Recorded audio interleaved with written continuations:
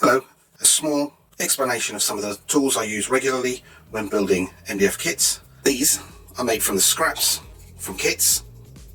I just super glue, PVA glue, double-sided sticky tape, sandpaper to them. These are all a single grade, sometimes I use more grades. They're really useful for putting on a flat bench and sanding, just denibbing those little tags off so that you've constantly got a flat face and edge to join with. Sometimes useful to have a little bit of grip, so if you're having to thickness things, you have something to grip hold of rather than a sheet. But it also means that you can still get in between little joints if you need to.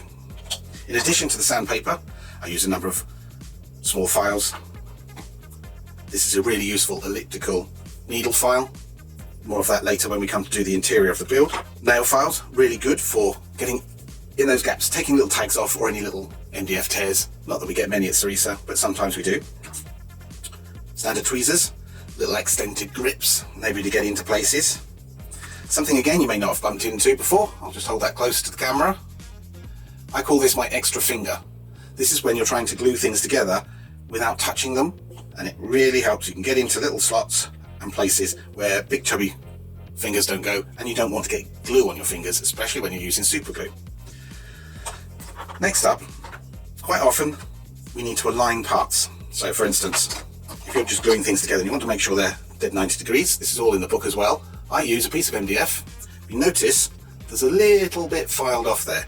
That means that when you slot it in, not the easiest I know in the photograph or the camera, you can actually get things perpendicular, and when you're gluing that is really useful. Slots are helpful, but just to get that precision.